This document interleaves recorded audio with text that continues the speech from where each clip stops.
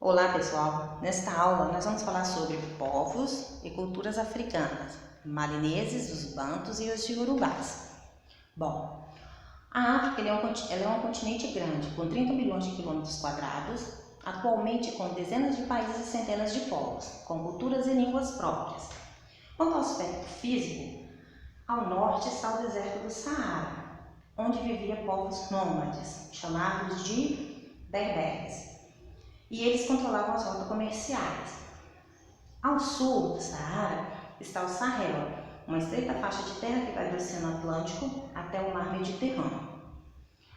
E nela habitavam os sudaneses, que eram povos, que tinham vários povos dentro dos sudaneses, que eram os bambaras, os fulas, os mandingas, os alçás e entre outros. A área habitada por eles era conhecida como Sudão, que em árabe quer dizer terra de negros. O Sudão Ocidental é cortado por dois rios, o Senegal e o Níger, que servia para os sudaneses para fertilizar a terra, locomoção e transporte de mercadorias. O Império do Mali. O Império do Mali, situado entre dois rios, o Senegal e o Níger, era habitado pelos mandingas, que formou o Império do Mali. Boa parte da sua história chegou até nós via oral, contada pelos griots. Quem eram os griots? Eram indivíduos encarregados de preservar e transmitir a história. Poderia ser através de músicas e cantores. Formação do Império do Mali. Ocorreu exatamente devido a um príncipe chamado Sundiata Keita, que juntamente com seus guerreiros venceu o povo dos Sosos na batalha chamada de Quirina, em 1235. Depois de se firmar no poder, passou a expandir seu domínio, fundando o Império do Mali. Quanto à conversão de Sundiata Keita, não foi porque ele era adepto a um Deus único, ou seja, monoteísmo, mas sim interessado no comércio árabe e muçulmano que havia naquela região. O imperador era a maior autoridade, mas contava com a ajuda de dois funcionários, o chefe das Forças Armadas e o senhor do Tesouro. A transferência da capital do Mali. Bom, ela foi transferida para uma cidade chamada Niani, exatamente para se proteger dos berberes, que viviam em constantes ataques contra os malineses. E nas estradas que ligaram a Niani, formaram importantes cidades africanas, como Djenné, Gao e Tombuctu. Vamos dar ênfase então a Tombuctu, porque ela foi a terceira maior cidade da África. Servia como ponto de chegada e partida de caravanas comerciais.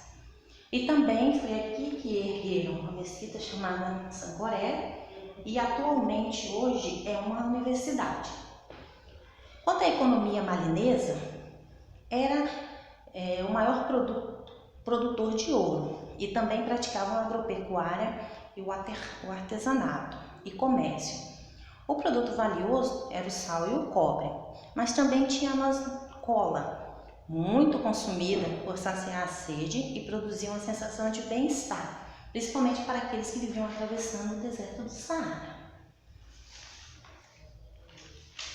Quanto à força do Império Mali, o historiador José Rivaí dizia que se dava devido a um poderoso exército que controlava as áreas de extração de ouro, que tinha uma estrutura administrativa, política, de consulta aos povos dominados e respeitava suas tradições. Já o declínio ocorreu em meados do século XV, devido a conflitos internos e surgimento de novos reinos. Os bantos. Bom, os bantos habitaram a região do Saara por volta de 1500 a.C., mas deslocaram-se saindo onde hoje é a República de Camarões e foram para o centro, leste e o sul do continente africano. Esta migração foi a maior de toda a história da África, durou 2500 anos. Eles eram agricultores e dominaram a produção do ferro. Grupos bantos. Havia os Bakongos, o Luba, o Lunda e o Kikongo. Vamos dar ênfase ao Kikongo. Por quê? Porque vai ser de dentro dele que irá surgir um líder que vai fundar o reino do Congo. O nome desse líder é Nimi Luke Milikene. Seu nome era Milikene. Sob a sua liderança, passaram a dominar através de guerras outros povos bantus. Ele também recebeu o título de Manicongo. Ele edificou seu palácio em Mazincongo e na capital contava com a ajuda de 12 conselheiros, que eram geralmente secretários, oficiais militares, homens da lei e os coletores de impostos.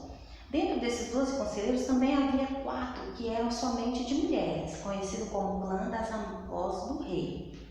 Eles conheciam técnicas apuradas da fusão do ferro, e quem trabalhava o ferro era somente pessoas nobres.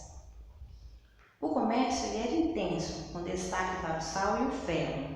O ferro era extraído em Nissunde, norte do reino, e o sal era extraído em Mipinda e Lidemburgo, no sul. As aldeias eram chamadas de jubatas e as cidades de mibanças. Pagavam tributos ao Manicongo, que em troca lhes prestava proteção espiritual. As formas de pagar os tributos eram através de sorgo, vinho, frutas, gado e etc. Em dinheiro havia uma espécie de concha rara, que era extraída de uma ilha em Luanda. E quem era responsável por esta ilha, quem controlava isso, era o Manicongo. Os bantus no Brasil. Os bantus contribuíram para a formação da língua brasileira, como vocês bem veem aí na página 34. Dentro dessas palavras está caçula, canjica, carimbo, carinho, entre outras. E essas palavras são bem utilizadas. Então, eles contribuíram para a formação da nossa língua portuguesa. As principais cidades dos iorubás foram Ifé, Queto e Oiô, dando ênfase a Oiô e Ifé. Oiô era a capital política. Havia bairros especializados em serralheria, cotume e fundição. Ifé era um centro político e religioso e era exercido pelo homem. Iorubás no Brasil. Bom, segundo o estudioso Pierre Verger, segundo o historiador,